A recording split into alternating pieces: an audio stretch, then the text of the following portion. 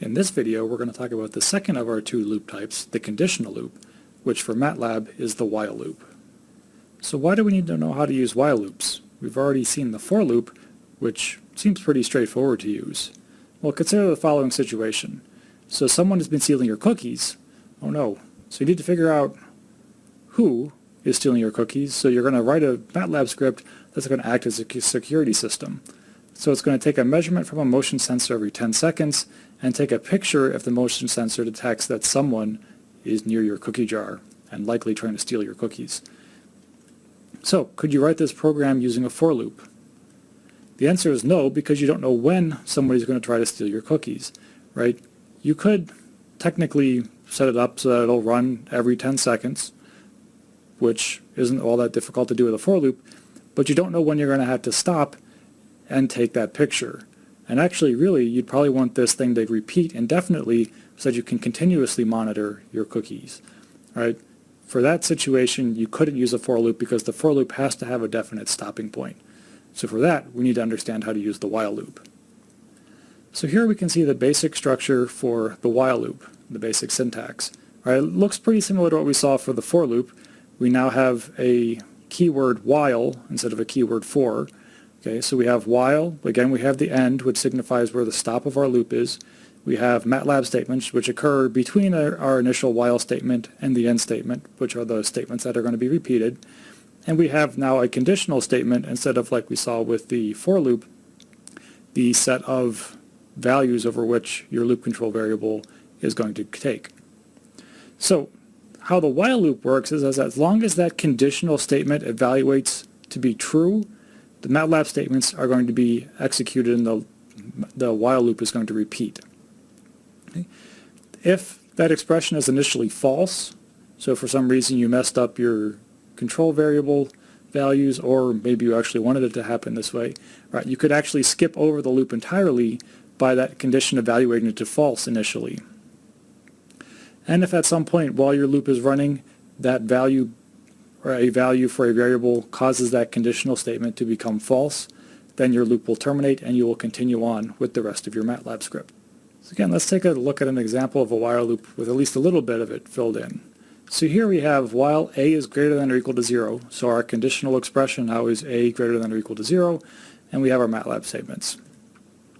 So if you're going to actually deal with this little snippet of code, a would have to have been defined at some point in your program prior to reaching this point where your while loop exists. Otherwise your program won't be able to run because it won't know what the value of a is. Okay, so you'll have to set a value for a somewhere before you get to this loop. If a is a negative value, then the loop's not going to execute at all because that condition, a greater than or equal to 0, would not be true. If a is positive, the loop will continue to execute as long as it stays positive. So what that also means is that you have to have a line somewhere within your while loop that changes the value of a. What happens if you forget to put that statement in there? So a has a positive value, you enter your loop, but then you don't have a statement anywhere in your loop that changes the value of a. Will your loop ever exit? The answer is no. In that case, we actually end up with what is called an infinite loop. Okay, so an infinite loop is the case where you enter a loop of some kind, but then you're never able to exit it because you never actually change the value of your loop control variable. Okay, so hopefully you'll never end up with that, but if you do, basically you have two options. One would be to try and shut down your computer or to force quit out of MATLAB. The other is to use the Control-C command, which will actually force MATLAB to stop executing whatever script is currently being run. Alright, so let's take a look at a more complicated example here where we actually have some code associated with the while loop. So you can see over here on the left we have a variable called sum. Its initial value is set to 50. Then we have a while loop. The condition for our while loop is while the sum is less than 100, we're going to repeat. And the MATLAB command that we're going to repeat is sum equals sum plus 8. Okay, so we're going to add 8 to the value of sum every time we iterate through this loop. And then we're going to display the value of sum at the end. Okay, so let's see how this works. So initially, our value of sum is 50. Are we going to enter this, in this case, we're at the very beginning, are we going to enter this loop? The answer is yes, because 50 is less than 100. So we go through and we add 8 to our value of 50 for our sum. Our new value of sum is 58. All right, so we've gone through the first iteration, we reach the end. We go back up to our while statement there and we check our condition. So is 58 less than 100? Yes, so we continue through again. So we again add 8 to our value, we get 66. Is 66 less than 100? Yes. So we repeat. Add 8 more. Is 74 less than 100? Yes. We repeat. We add 8, we get 82. We repeat for that one because 82 is less than 100. We get to 90. 90 is less than 100, so we repeat. We get to 98. 98 is still less than 100, so we repeat one more time.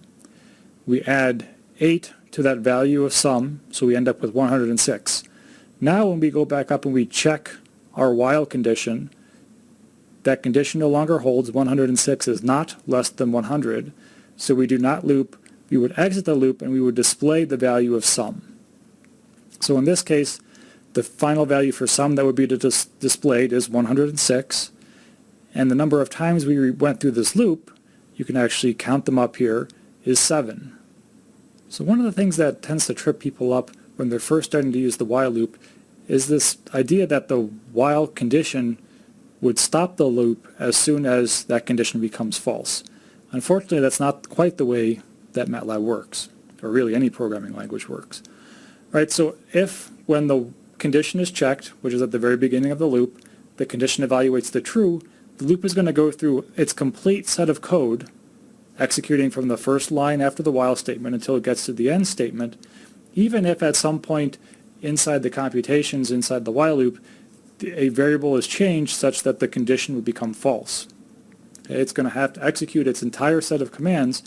Once it reaches that end statement, then it can go back to the beginning and it can reevaluate that condition and determine whether or not it should go through the loop again or continue on with the rest of the statements. So to illustrate this idea, let's take a look at the following statement. While it is not raining, I will play outside.